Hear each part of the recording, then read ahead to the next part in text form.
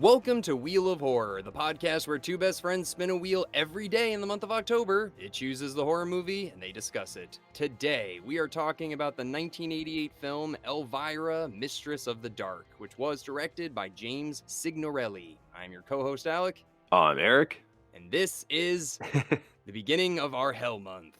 Here we go. This is episode freaking 1 of 31. The pumpkin spice is flowing.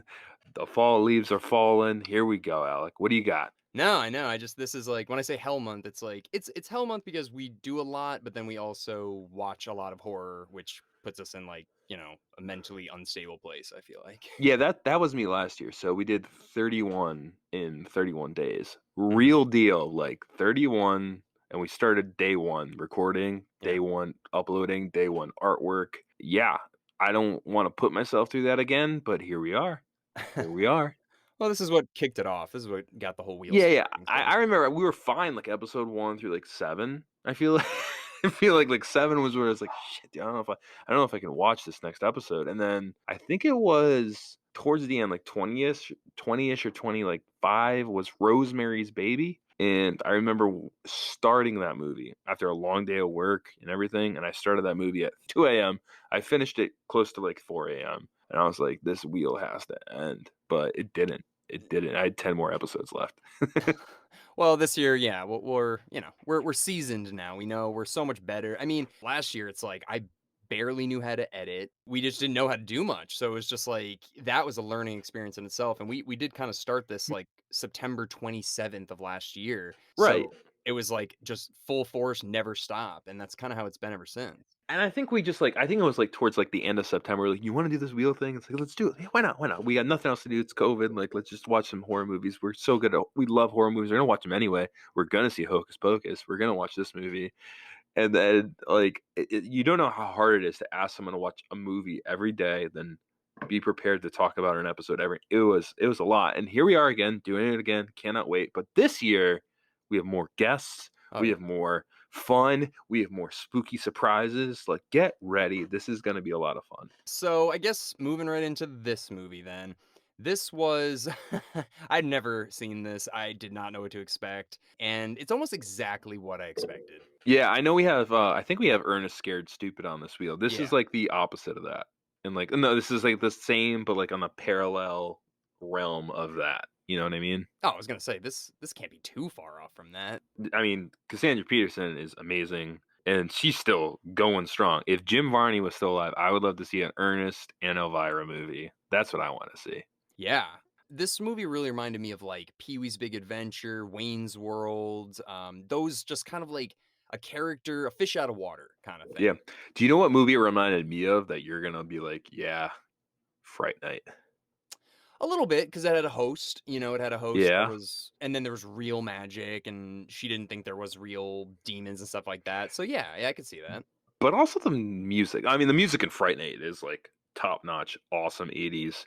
This had some cool music in it as well. If you were to listen to the soundtrack again, I'd find like some parallels to Fright Night. Well, it's funny you say Fright Night because I believe Cassandra Peterson was actually a radio host before she became Elvira, and I think the show that she hosted was called Fright Night. Right. Yeah, I think that's true. Yeah, I read something about that as well. So Yeah, I didn't look up much about this just because, like, same thing. I watched it super late last night, and then I worked, so I didn't have a chance to look anything up. I'll tell you my history with this movie. I've known about this movie. I don't know, like my dad made jokes about Elvira and stuff when I was a kid. But I knew who Elvira was at a very young age, I guess. I don't know how to describe it. Like, you probably did too, right? Like, oh, Elvira, she's the girl with like the cleavage and looks like a gothic vampire, right? Yeah, I'll tell you how I found out about her after, but yeah. Sure. So I watched this movie when I was like 11 or 12, and it's like, yeah, I get the shtick to this movie. It's just like a big boobed vampiress woman who, like, I mean, yeah, I mean, that's in every town she goes to, it's like she's inappropriate, and then that's the shtick of it. And it's funny because she's not a bad person. She's just like, I'm here to help, but like my boobs are out. Like, that's the whole movie. I mean, that's pretty much what I took away from it at the age of 10. But she's a character and a great character. So I'd watch this movie, and I used to have it on in the background sometimes. Like, I used to be like, oh, you want to watch a funny movie? Like with my friends and stuff. And I'd put this movie on, I couldn't get past the first like 10 minutes. I'd fall asleep every time. Like I would watch, I'd put this movie on, and I could tell you the first 10 minutes of this movie, like to the point of like the chili dog falls on her cleavage, and she's driving, the car breaks down, the kids move it. I think when the bowling alley scene happens, where she, the guy who looks like Lou Ferrigno comes up and like helps her out, Yeah. like that scene onwards, like I have very little recollection of until the end. Oh, so you've seen do you own this, or when did you Oh, see I it? had dude DVD. I got this. I think that's on VHS somewhere. I got this on DVD, dude. Yeah. Okay. Honestly, I mean, I don't I remember the VH1 show, I Love the '80s, remember that? Yes. So Oh yeah. she was a segment host on that, and I remember seeing her on that and being like, "Who is this?" And then looking her up, and that was from, like, 2004 or whatever, and then I remember looking her up, and then I was like, "Wait, I thought she was from The Simpsons," because there's a Simpsons character that's a spoof of her, who's this, like, big-breasted horror host that looks exactly like her. I don't know what her name is on The Simpsons, but Mm. that was always so I was always kinda confused. I'm like, "What is she?" And I know she recently was in the Scooby Doo. I mean, she's been everywhere. She's been in yeah. DC Comics, like Elvira, the character. I don't know if Cassandra Peterson's involved in everything, but I imagine she would be. But the story with her is, and not to get into all of it, but she was a go-go dancer in Las Vegas when she was underage, 17. Her parents lied and signed some contract, and she got into go-go dancing in Las Vegas. And the rock and roll king himself found her in Las Vegas and went on one date with her when she was apparently 17, allegedly. No one knows. I mean, she might say it. I don't know. But Elvis Presley, Elvis, Elvira, the name's very similar. So Cassandra Peterson, I don't know if Elvira came from Elvis really. I mean, to me, it's like, yeah, you're known for going on that one date with Elvis when you were underage and whatnot. But Elvira is a very similar name to Elvis, and I think that's where the name stemmed from. Well, she wears the Elvis shirt too in the movie. Right. Yeah, I mean she's no stranger to talking about her date. She's done a lot of other stuff too, but like she was like an actual go-go dancer, which is like the scene in the end of the movie is with her in Las Vegas doing the tassel twirl. Yeah. Like, holy shit, what a trick. No, but like I love Cassandra Peterson because she owns everything. She just owns herself. She owns Elvira. She's funny. She's a character-driven personality. I think she's great. I've seen her at Comic Cons too. So I've been to Rhode Island Comic Con a few times, Connecticut. I've been to New York Comic Con a couple times too, and I've seen her, and I've always like wanted to meet her.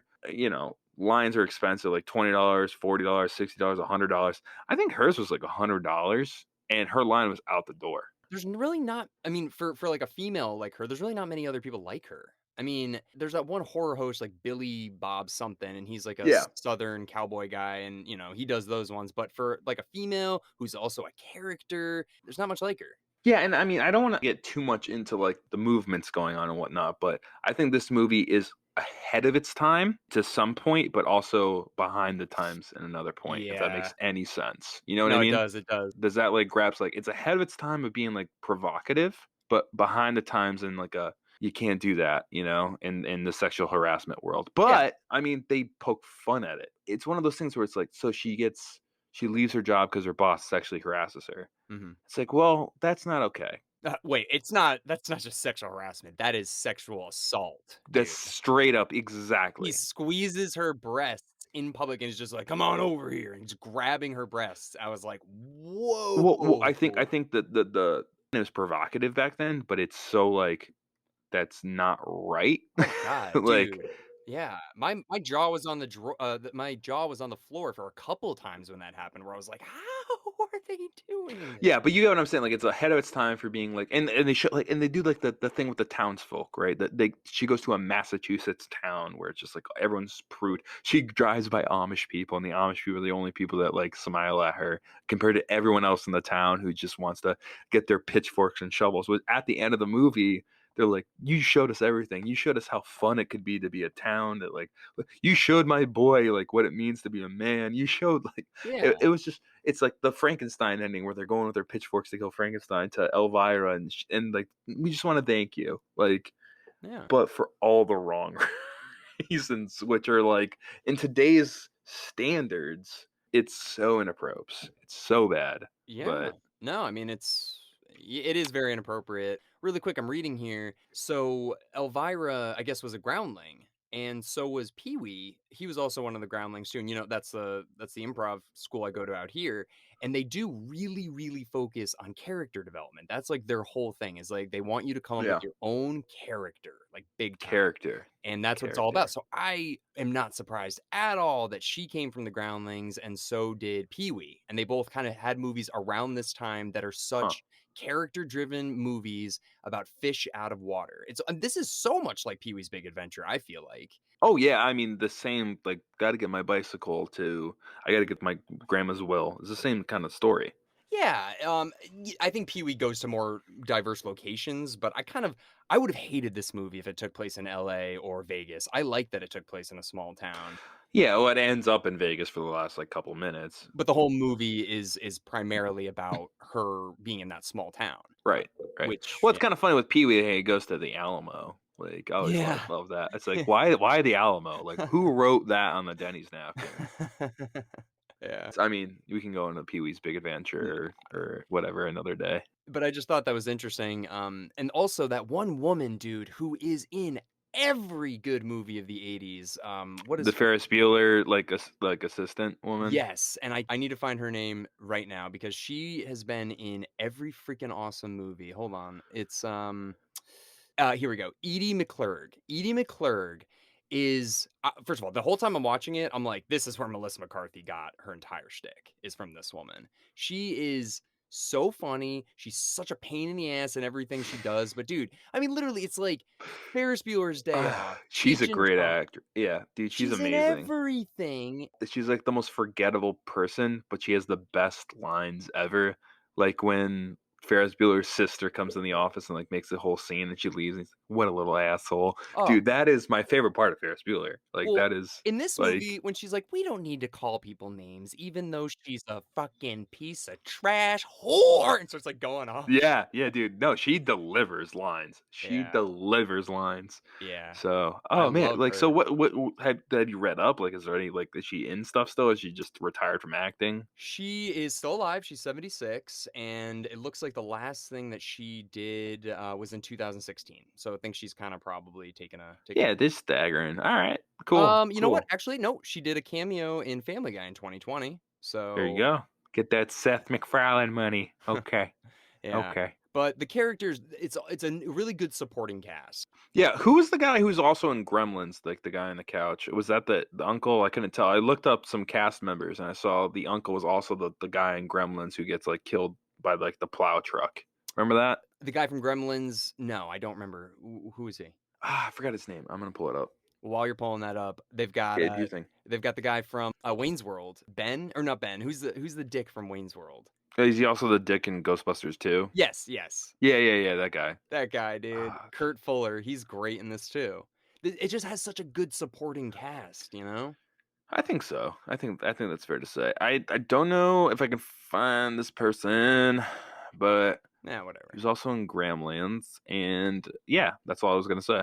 But yeah, man, this is not scary. I wouldn't even classify this as remotely horror. This is like I mean, I guess you say comedy horror, but much more heavily comedy. It's horror comedy, more comedy than anything. I Yeah. mean, The part that I laughed the hardest at, which I probably shouldn't have, is when she's right in the beginning, she's talking to that old guy. She's like, "Hey, where's this blah blah blah?" And then she just walks away, and the old guy just goes, "Nice tits."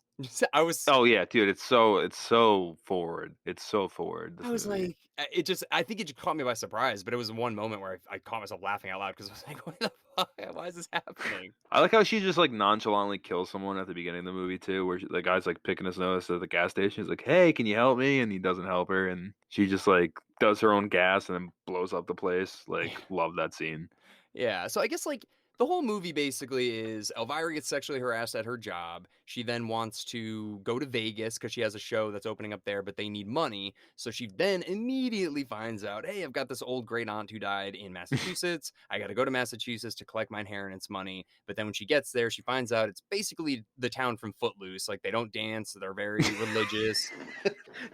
Down from Footloose. I love that. Sorry, And that's good. then she basically has to, like, she's like a valley girl mixed with this, like, demon. But she's left with this recipe book Oh, or yeah, yeah. spell book. That's what she's given that everyone else wants, or her uncle, whoever it is. I forget his name. Uncle Vinny. Yeah, wants it. Yeah. And she finds out basically throughout this entire process that she actually does have powers and she is like a demoness sort of woman who she didn't really know. And now she finds out she does have powers. And do you remember from high school? I think Mr. Infantino showed it to us. It was called The Lottery. Do you remember that? I read the short story about the lottery. Yeah, I never saw a film on it. So in the 70s, I think they made it was probably like half an hour, 40 minutes as a short film, and it's The Lottery. It's the same book that we all read in high school. This reminded me so much of The Lottery when they're going to burn her at the end. Just the way it was Right. shot, the people Yeah. it was almost like a spoof of it, the way I remember it. But all those people just being, and then even the woman Edie, she even says like, we should do this every year. Well, that's what the lottery. Yeah, Right. that's what the lottery is. So, So they and think the it's lottery is for those that don't know. It's like literally a lottery of who dies in the town, and they do like a. I don't remember if it was a burning at the stake or whatever. no, I don't. it's with rocks. So the whole Oh, they stone them. Yeah, that's right. the whole point of the lottery is it's for the harvest. It's for the harvest the next year, so they make a sacrifice every year. They kill somebody and they stone them to death based on who picks the lottery number. And this is a very old story, but it's just kind of about like hive mentality and or not hive mentality, but this is more about like people killing people and everybody being on board. Mob mentality. There we go. Mob mentality Mob mentality. Yeah. where it's almost just like everybody it just happens so fast and Like they're like like the witch hunt. Like it's yeah, like, oh, apparently she's a witch. It's like, why are we doing this lottery? It's like, because if we don't do the lottery, then the plants don't grow. It's right. like, really? Like, can we just see what happens when we don't do this? It's like, when we do that, the plants won't grow. It's like, do you know that? So yeah. So they think it's like, well, if we kill her, then we'll like keep our town pure. So it's like we Mm-hmm. should kill the least pure person every year. Her town in was it Falwell, Massachusetts, or whatever. It's like that's so. What's funny that Salem was in Massachusetts. So there you go, boom. Is Falwell, Massachusetts a real place? I don't think it Is I don't know, Massachusetts, I'm gonna look it up. It's not a real place. Fall River, but I think it's a fictional place because they probably didn't wanna deal with any legal shit. Okay, that makes sense. but yeah, you're right. Salem, Fall River, whatever. But yeah, I don't know. I mean, did you have a favorite part or a part that even scared you at all? No, there's no part that's scared me in this at all. My favorite part is I don't know, there's a few, but I just love the fake boob scene where she had, like, the stuffing in her bra, the mean woman. Oh yeah. Who was like the nemesis to Elvira. I Yeah. thought that was always funny. But the beginning, I mean, just like the fact that she's like this Wayne's World host and she hates Hmm. it and she's getting sexually harassed. So she's like, screw you, I'm going to Vegas. And they're like, you have like $6 in your bank account. And then she gets this like moment where she's told, like, you're the inheritance beneficiary to your aunt or whatever it is. And then she has this like Price is Right dream. Oh yeah, I love that. Oh, I just think the first 10 minutes of the movie are so funny. And it just like kind of just keeps going and going and going, and then they introduce characters and whatnot. I also like the scene where her car breaks down and she like is her first moment in the town. I always like that. Yeah, no, but I mean, it's like this movie's a fun ride. It's a fun ride. It's nothing great, but it No. just it's cool. It's a character driven movie, like an Ernest movie. Yeah, it's very character driven and it has a great supporting cast. We've already kind of mentioned that, but I don't know. I think the set's pretty cool too. Like that house was pretty interesting. It was obviously they painted it and stuff like that to make it look very vibrant, but it was a creepy old house. I don't know. I like the set. They did a decent job. Yeah, well that's why it's on the wheel. It's just like it has the not the horror vibe, but like the October wheel vibe. You know what I mean? It's like it deserves to be on the October wheel. It didn't make wheel 1, but it made wheel 2. I mean, I've always wanted to watch it, but I really never felt like I'm going to sit down and give this movie a fair chance.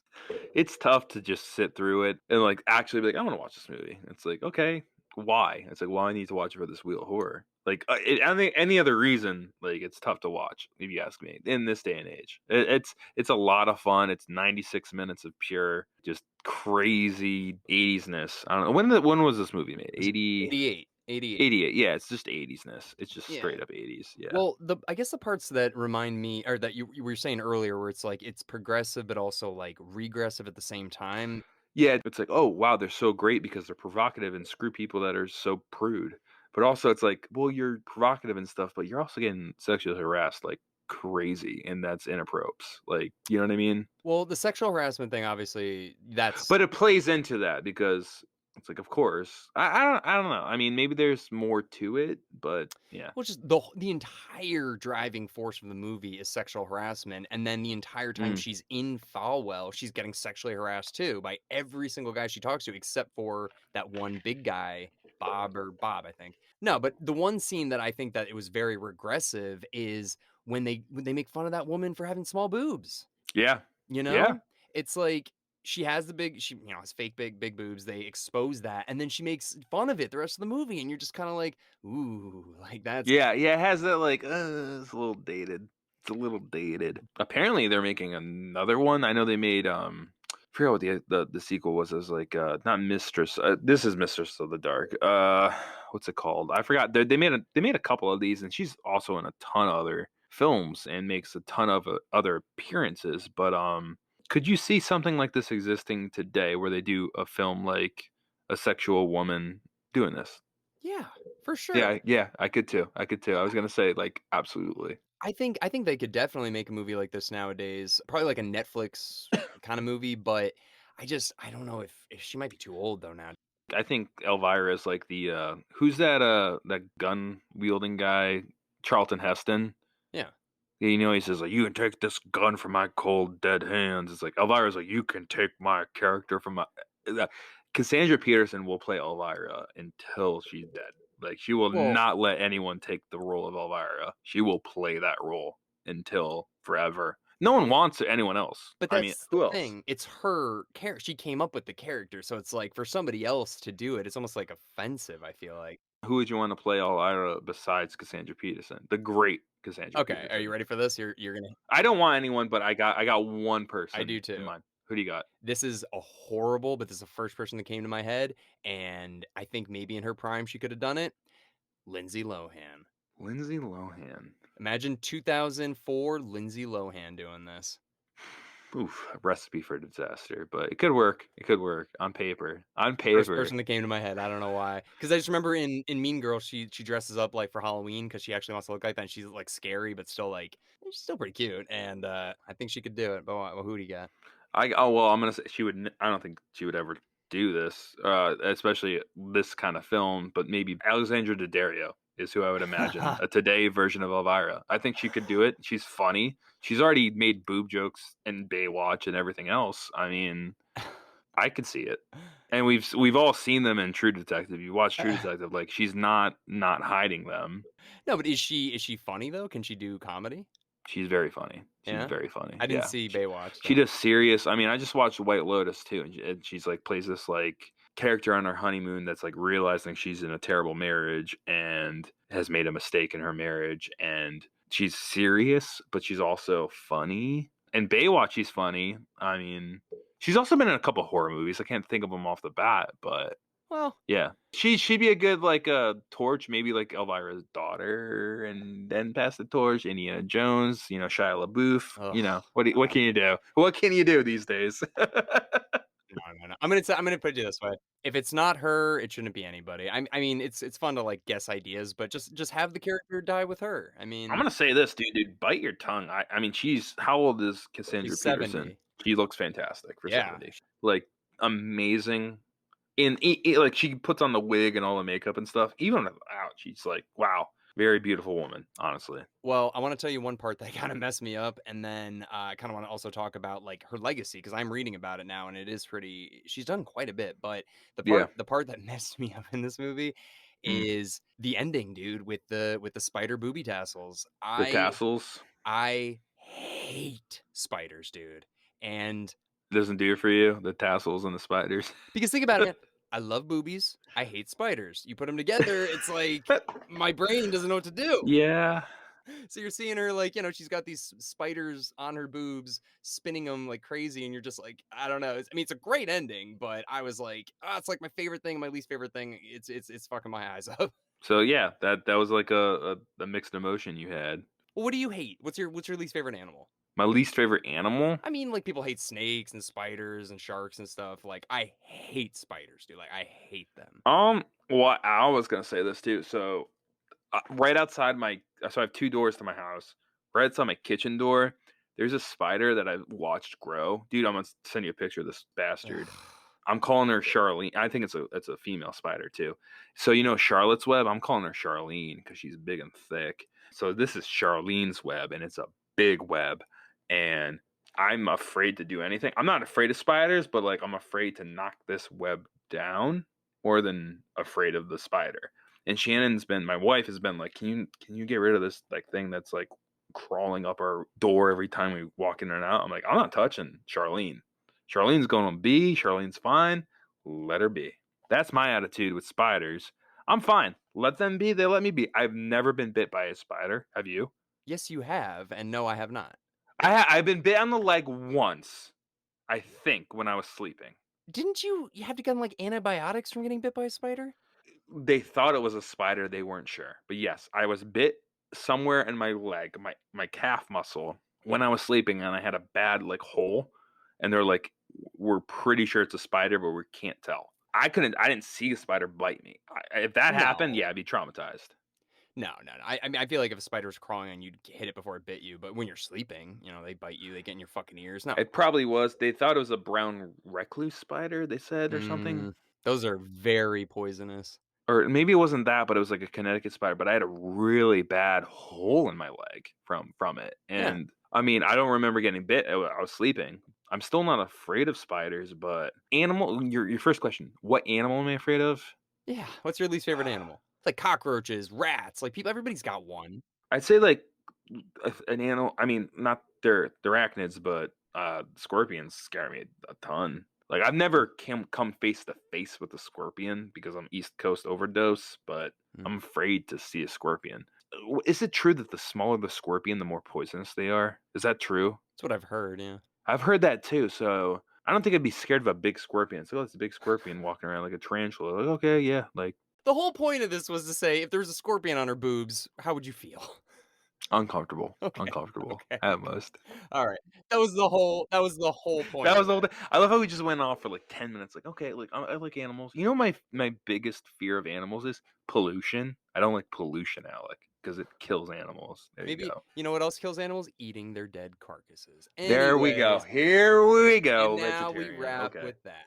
All right. Well, do you have any last minute thoughts on Elvira, Mistress of the Darkness? You know what? I'm gonna say this. I'm happy it made the wheel this year. Because it deserves to. And I love Elvira. I love this movie. It's a lot of fun. It's right for the wrong reasons and wrong for the right reasons, and it's great though. It stands the test of time. Period. And Cassandra Peterson, I love you. I love you. We all do. Yeah, I think this is definitely a movie if you're don't like horror movies, but you're like intrigued by them. This is a good one. It's not scary at all. It's got a very original, strong, funny female character, great supporting cast. Overall, it's not going to blow your socks off, but if you like Pee-wee's Herman, I mean, if you like Pee-wee's Playhouse and Wayne's World, those kind of movies, you'll probably enjoy it. And if you're drunk at 1:45 to 2 a.m., this might be the movie to start watching, right? Well, anyways, what do you say we spin the first wheel of October? Spin the wheel of October. Spinning. Ooh. Oh, girl. All right. We got Friday the 13th. Oh, nice. Okay. So actually, this is a good opportunity to kind of explain a couple of things. So we did Friday the 13th last year on the original wheel, and your mic was just not up to our quality of standards. So we decided to hide those. We still have them. We didn't delete them, but now we're going to re-record those, now that we know how to edit, we have better equipment, all this other stuff. So this is the first of 8 that we're going to be redoing, and we actually... It's worth it to revisit this film, too. Oh, yeah. It's worth it, and we'll do it way better. Yeah, and we also have my dad joining us, who has a great story about the time he saw it. I can't wait to hear this. I want to hear from him. I've heard it from you. I have never heard it from him, so I'm very excited. Yeah, so that'll be nice. And all right, cool. Well, all right, the wheel has just begun, and we'll see everybody tomorrow with Friday the 13th. Woo!